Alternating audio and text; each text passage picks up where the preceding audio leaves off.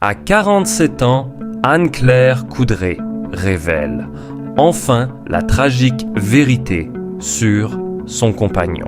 Le jour de l'interview, Anne-Claire Coudray était plus calme que jamais. Elle avait pris la décision de dévoiler la vérité, non pas par souci de spectacle, mais parce qu'elle en avait assez de porter seule ce lourd fardeau. Dans son salon privé, entourée de ses plus proches collaborateurs, j'ai longtemps gardé le silence, pas parce que je ne voulais pas partager, mais parce que j'étais encore trop blessé pour en parler. Mon compagnon, l'homme que j'ai aimé profondément, a perdu la bataille contre une maladie terrifiante il y a quelques années.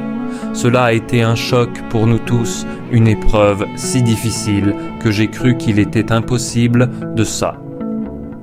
Les larmes d'Anne-Claire se mêlaient à ses mots, mais sa voix restait ferme.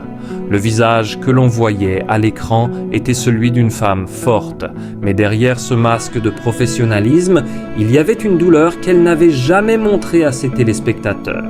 Elle expliquait comment, après des mois d'une lutte contre une maladie incurable, son compagnon avait succombé, laissant un vide immense dans sa vie. « Il était mon rocher », avoua-t-elle en baissant les yeux, celui qui, chaque matin, me poussait à être meilleur. Mais après sa disparition, tout a changé.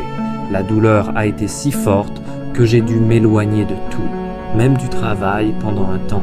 Je ne savais pas comment continuer sans lui. Anne-Claire Coudray, l'une des figures les plus emblématiques du journalisme télévisé français, n'avait jamais été du genre à exposer sa vie privée aux yeux du public. Elle avait toujours su garder une barrière entre sa carrière et sa vie personnelle, un équilibre délicat qu'elle préservait avec soin. Mais ce soir-là, dans un entretien exclusif pour un magazine prestigieux, Anne-Claire a décidé de lever le voile sur un secret qu'elle portait depuis des années. À 47 ans, la journaliste a enfin révélé une vérité tragique qui allait bouleverser l'image que l'on avait d'elle et surtout redéfinir la F, un choix de vie, garder le silence. Depuis ses débuts à la télévision, Anne-Claire Coudray a toujours été une figure discrète, bien loin de l'agitation médiatique. Elle avait su s'imposer comme une journaliste rigoureuse et respectée, tout en étant une femme de famille profondément attachée à sa vie privée. Peu de choses étaient connues de son compagnon et encore moins de sa vie de couple. Tout le monde savait qu'Anne-Claire était en couple, mais personne ne savait exactement avec qui. Elle avait toujours vécu.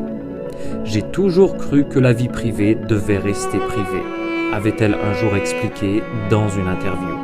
Ce que je vis à la maison, avec mon compagnon et mes proches, appartient à mon univers personnel. Mon métier me permet d'être exposé, mais tout le reste. Pourtant, au fil des années, des murmures avaient commencé à circuler, des rumeurs de plus en plus insistantes sur la nature de sa relation avec son compagnon, mais aussi sur un événement tragique qui avait frappé sa famille il y a quelques années. Anne-Claire savait que, tôt ou tard, elle devrait faire face à ces spéculations. Mais elle avait choisi de les ignorer, le choc de la vérité, l'épreuve du temps. Ce passage difficile, marqué par des mois de deuil, a été une période de transformation pour Anne-Claire. Les premiers mois après sa mort ont été les pires de ma vie. Je me suis senti perdu, comme une partie de moi-même m'avait été enlevée. Les gens pensent que la douleur du deuil disparaît avec le temps, mais non. Elle évolue, elle se transforme, mais elle reste toujours là, expliqua-t-elle en se souvenant de cette époque sombre. Anne-Claire avait pris une décision difficile, s'éloigner de la scène médiatique pour se reconstruire. Elle avait mis de côté sa carrière pendant un an, une pause qu'elle avait jugée nécessaire pour retrouver un sens à sa vie et panser ses plaies. Je ne me sentais plus capable de faire mon travail de la même manière. Chaque jour, je me réveillais avec l'impression de porter un poids sur les épaules. Mais je savais qu'un jour, il faudrait revenir et affronter le monde à nouveau.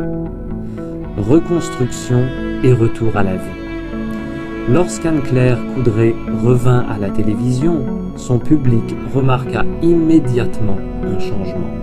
La journaliste, plus humaine et plus authentique que jamais, semblait avoir trouvé un nouveau but. Ses émissions étaient plus intimes, plus connectées à la réalité des gens. Elle n'avait plus peur de montrer ses faiblesses et cette vulnérabilité la rendait encore plus proche de ses téléspectateurs. Je suis tombé et j'ai dû me relever. Ce n'est pas facile, mais je le fais pour lui et pour moi. La vie ne s'arrête pas après une tragédie. Elle continue avec des hauts et des bas.